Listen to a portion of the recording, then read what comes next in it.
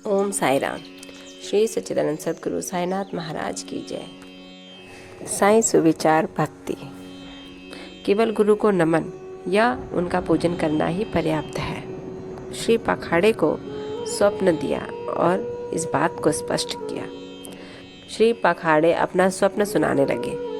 श्री पखाड़े अपना स्वप्न सुनाते हुए कहते हैं कि मैंने देखा कि मैं एक अथाह सागर में खड़ा हूँ। पानी मेरी कमर तक है और अचानक ही जब मैंने ऊपर देखा तो साईं बाबा के श्री दर्शन हुए। वे एक रत्न जटित सिंहासन पर विराजमान थे और उनके श्री चरण जल के भीतर थे। यह सुंदर दृश्य और बाबा का मनोहर स्वरूप देख मेरा चित्त बड़ा प्रसन्न हुआ। इस स्वप्न को भला कौन स्वप्न कह सकता है। मैंने देखा और उन्होंने मुझसे भावपूर्ण शब्दों में कहा कि आनंदराव, बाबा के श्री चरणों पर गिरो। मैंने उत्तर दिया कि मैं भी तो यही करना चाहता हूँ, परंतु उनके श्री चरण तो जल के भीतर हैं। अब बताओ कि मैं कैसे अपना शीश उनके चरणों पर रखूं? मैं तो निसहाय हूँ। इन शब्दों को सुनकर श्यामा ने बाबा से कहा कि अरे देवा, जल में से कृपा कर अपने चरण बाहर निकालिए ना। बाबा ने तुरंत चरण बाहर निकाले और मैं तुरंत उनसे लिपट गया। बाबा ने मुझे ये कहते हुए आशीर्वाद दिया कि अब तुम आनंद पूर्वक जाओ। घबराने या चिंता करने की कोई आवश्यकता नहीं। अब तुम्हारा कल्याण होगा।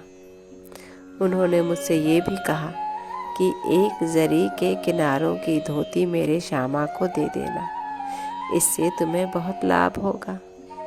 और जब वो शिरडी उस धोती को श्यामा को देने को आए तब उन्होंने अपना यह स्वप्न बताया, परंतु श्यामा ने वो धोती लेना अस्वीकार कर दिया, क्योंकि स्वप्न तथा धोती देने की आज्ञा श्री पखाड़े को मिली थी, परंतु श्यामा को धोती लेने की आज्ञा नहीं मिली थी, ना ही कोई स्वप्न था।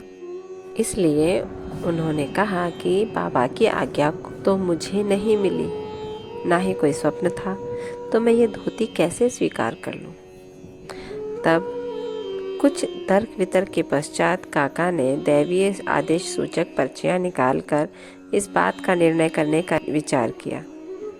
काका साहब का यह नियम था कि जब उन्हें कोई संदेह हो जाता तो वे कागज़ की 2 पर्चियों पर स्वीकार अस्वीकार लिखकर उसमें से एक पर्ची निकालते के अनुसार ही कार्य किया करते थे। इसका भी निपटारा करने के लिए उन्होंने उपयुक्त विधि के अनुसार ही 2 पर्चियां लिखकर बाबा के चित्र के समक्ष रखकर एक अबोध बालक को उसमें से एक पर्ची उठाने को कहा।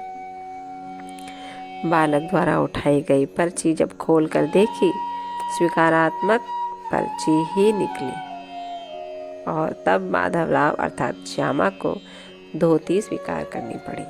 अर्थात कुल मिलाकर यही हुआ कि बाबा का कहना केवल यही है कि मुझे विशेष पूजा पाठ, मुझे विशेष नियमों से लिप्त होकर पूजन अर्चन करने की कोई आवश्यकता नहीं।